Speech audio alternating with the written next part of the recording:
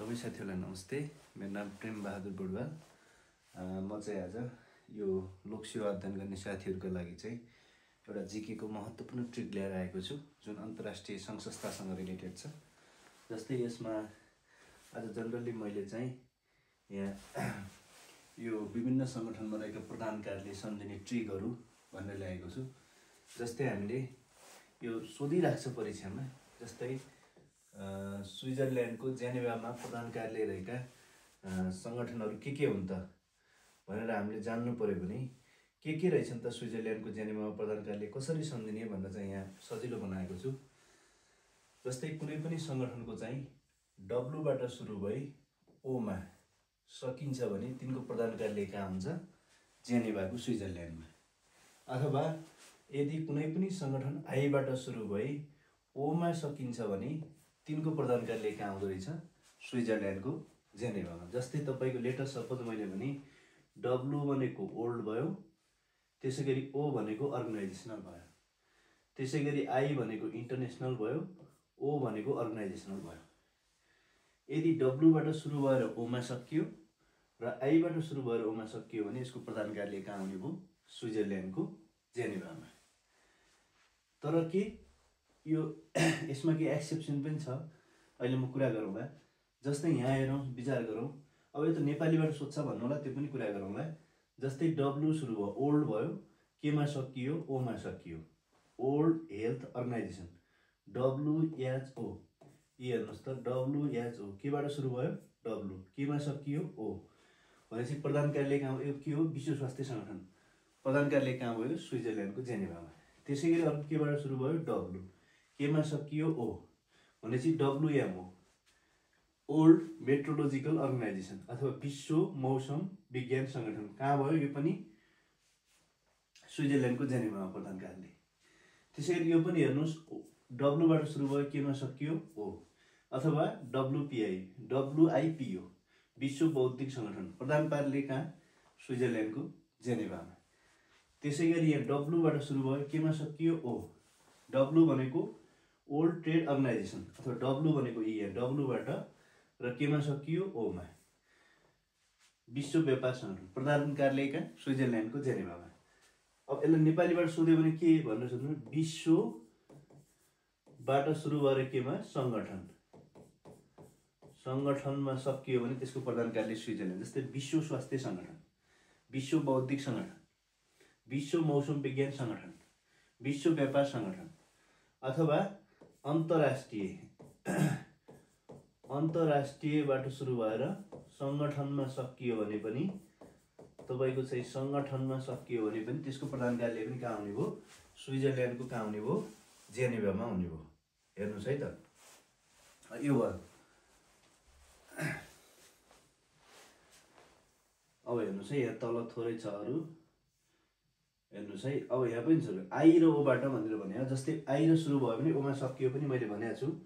जस्तै यहाँ हेर्नुहोस्, आई सुरु भयो इन्टरनेसनल, केमा सकियो? ओ, अर्गनाइजेसनल। हेर्नुहोस्, विश्व श्रम सङ्गठन, प्रधान कार्यालय कहाँ? स्विजरल्यान्डको जेनेभामा। त्यसै गरी आईबाट सुरु भयो, केमा सकियो? ओमा, विश्व रेड क्रस सङ्गठन, international committee for red cross organisation, प्रधान कार्यालय कहाँ? स्विजरल्यान्डको जेनेभामा।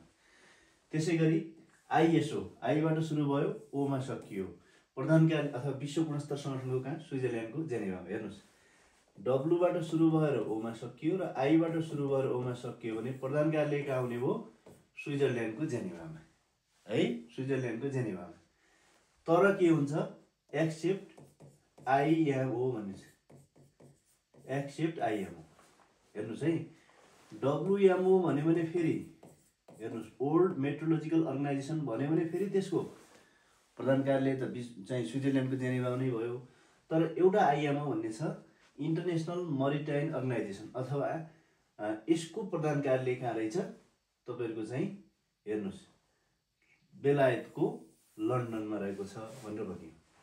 आइएमओको चाहिँ बेलायतको लन्डनमा आईबाटै सुरु भएर ओमा सकिएको छ, तर पनि यसको बेलायतको लन्डनमा एउटा एक्सेप्सन केस भयो। अरू सबैमा के भयो? स्विजरल्यान्डको जेनेभामा भयो भनेर सम्झिनु पर्यो है। जस्तै अरू पनि छन् स्विजरल्यान्डको जेनेभामा सङ्गठन चाहिँ भएका, अरू नभएका होइनन्। जस्तै उदाहरणका निमित्त हेर्नुहोस्, united nation conference on trade and development in अनक्याडको पनि प्रधान कार्यालय स्विजरल्यान्डको जेनेभामै छ। अब मेन ट्रिक भयो, यसका अलावा त अरू त हुने नै भयो। फेरि यति हुन् भन्ने हुँदैन। जस्तै वर्ल्ड इकोनोमिक फोरम WEF को प्रधान कार्यालय पनि स्विजरल्यान्डको जेनेभामा छ है। अब त्यसै जस्तै अर्को छ यहाँ स्विजरल्यान्डको लौसानीमा प्रधान कार्यालय भएको पनि छ यहाँ सङ्गठन। हेर्नुहोस्, स्विजरल्यान्डको लौसानीमा प्रधान कार्यालय भएको सङ्गठनको लागि ट्रिक भनेको छ यहाँ। जस्तै यो त माथि स्विजरल्यान्डको जेनेभावाला भयो, हेर्नुहोस् है त। यसको के भनेको छ, दुईवटा छन्। स्विजरल्यान्डको लौसानीमा चाहिँ प्रधान कार्यालय भएका दुईवटा छन्। के रहेछन्, एउटा तपाईँको चाहिँ इन्टरनेसनल गल्फ फेडरेसन भन्ने IGF भन्ने रहेछ, र इन्टरनेसनल हकी फेडरेसन भन्ने छ। अब लौसानीमा प्रधान कार्यालय रहेको सङ्गठन ट्रिक के भनेको छु, गल्फ र हकी खेल खेल्न लसुन खाएर जान्छन् नेपाली खेलाडीहरू। के खाएर, लसुन। के खाएर रे चाहिँ कोरे, नेपालीहरू चाहिँ के खेल्न, गल्फ र हकी खेल्न। हकी खेल्न के खाएर जाँदा रहेछन्, लसुन भनेर सम्झिनु पर्यो। लसुन खाएर जाँदा रहेछन् है। भोलि गल्फ र हकी आउने बित्तिकै लसुने भनेर आइहाल्छ। लसुने कहाँको, स्विजरल्यान्डको भनेर आइहाल्छ। यसरी सम्झिन सकिन्छ साथीहरू है। त्यसै गरी चाहिँ अब हाम्रो यहाँ बेलायतको लन्डनमा प्रधान कार्यालय रहेका सङ्गठनको पनि ट्रिक छ। अब यहाँ हेर्नुहोस्, जस्तै के भनेको छ, I am a common man in London भनेको छ। के भनेको रहेछ, आई एम अ, हेर्नुहोस् है त,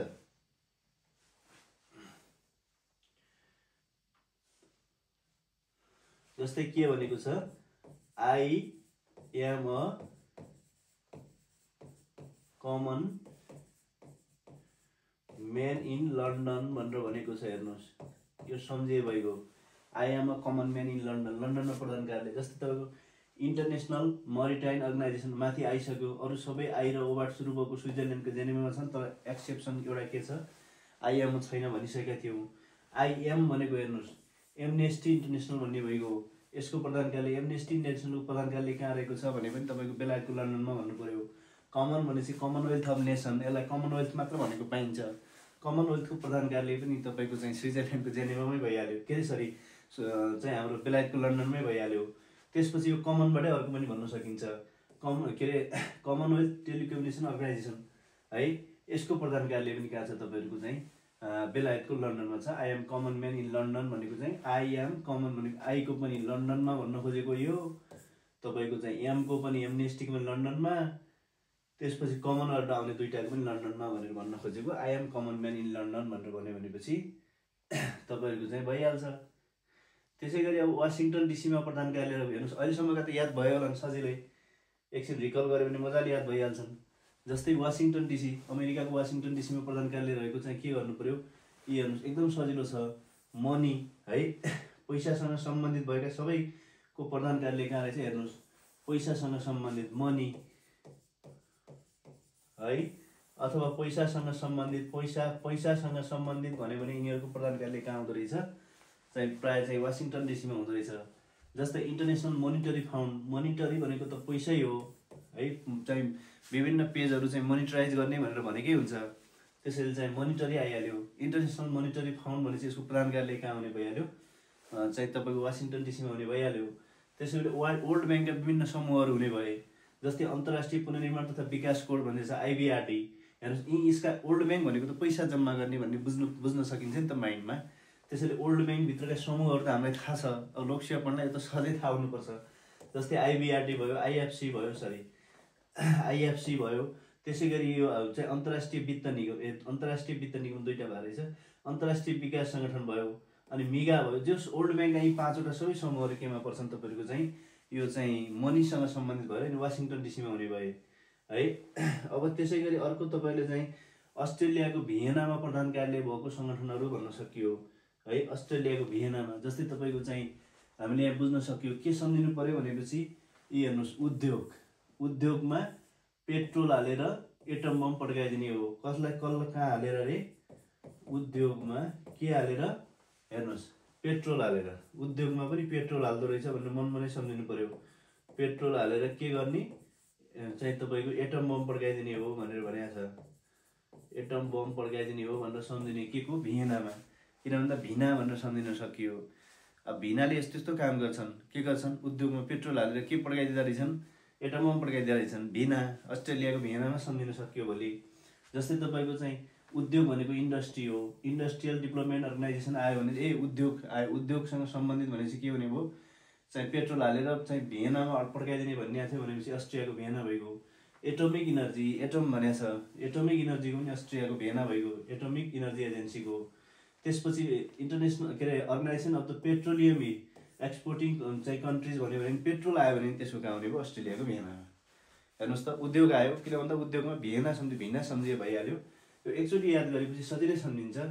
त्यसै गरी यो फ्रान्सको पेरिसमा प्रधान कार्यालय रहेका सङ्गठनहरू भनिएको छ। हेर्नुहोस् जस्तै फ्रान्स पेरिसमा के सम्झिनु पर्यो, कसरी सम्झिनु पर्यो, इकोनोमिक र एजुकेसनल आयोमा चाहिँ फ्रान्सको पेरिसमा प्रधान कार्यालय हुन्छ। हेर्नुहोस् किन भन्दा फ्रान्सको पेरिस भनेको इकोनोमी बढी हुने र तपाईँको चाहिँ शिक्षा चाहिँ बढी हुने भनेर सम्झिनु पर्यो।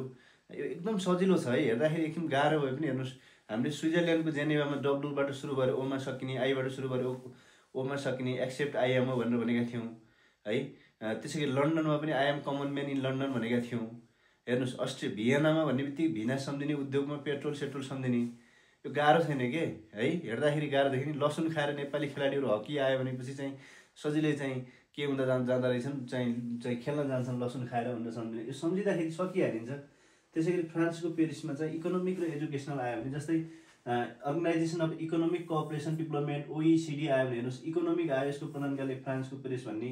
एजुकेसनल हेर्नु युनेस्को आयो, हेर्नुहोस् United nations educational scientific and चाहिँ कल्चरल अर्गनाइजेसन युनेस्को आयो, यो चाहिँ फ्रान्सको पेरिस त्यसै भइहाल्यो। इकोनोमिक र एजुकेसन आयो भने चाहिँ फ्रान्सको पेरिस भयो भन्ने कुरा भइहाल्यो है। जस्तै अन्य विभिन्न ठाउँमा रहेका भन्ने भयो। जस्तै तपाईँलाई चाहिँ यहाँ सजिलै चाहिँ जस्तै आसिया इकोनोमिक एन्ड एजुकेसनल आयोमा फ्रान्सको पेरिस माथिकै कुरा हो यो है। जस्तै यहाँ तपाईँलाई चाहिँ एसियन डेभलपमेन्ट ब्याङ्क ADB आयो भने मनिला फिलिपिन्समा छ। आसियान म्यान भनेर सम्झिने, यो माथिकै कपी भएको रहेछ यो होइन, एसियन म्यान भन्ने सम्झिने है। हेर्नुहोस् एसियन डेभलपमेन्ट ब्याङ्क ADB भनेपछि मनिला फिलिपिन्स आयो नि त। भोलि ADB आउने बित्तिकै के सम्झिने, Asian development bank Asian man सम्झिने। हेर्नुहोस् ADB ए भनेको एसियन हो, एसियन म्यान सम्झिने, मनिला फिलिपिन्स भोलि आइहाल्छ एसियन म्यान सम्झिने। त्यसै गरी association of south east nation ASEAN है आयो भनेपछि चाहिँ यो आसियान भन्दा यो त एसियन म्यान, आसियान भन्ने चाहिँ जाकार्ता इन्डोनेसियन, ACE ज्याक भन्ने है, ACE ज्याक। अब त्यसै पनि कण्ठ हुन्छ साथीहरू। आसियानको त हामीले धेरै पढ्नुपर्छ, त्यसको गहिराइमा जानुपर्छ। त्यसरी इन्डोनेसियाको जाकार्ता त्यसै पनि याद हुन्छ। FAO भन्ने छ अर्को। जस्तै रोम इटाली है। अब यो त फुड हेर्नुहोस् खाना आउने बित्तिकै त रम भन्ने सम्झिनुहोस् है। इटाली कसरी सम्झिने भनेपछि रम है, रम कहाँको हो हेर्नुहोस् त इटालीको। इटालीका मान्छे खाना नपाएर रोए, मान्छे किन रुन्छन्, खाना नपाएर रोए भनेर सम्झिन सक्नुहुन्छ है। इटालीका मान्छेहरू के नपाएर रोए, खाना नपाएर रोए। भोलि रम इटाली के का खाना भने चाहिँ फुड हो है, खाना नपाएर रोए कहाँका इटालीका भनेर सम्झिन सक्नुहुन्छ।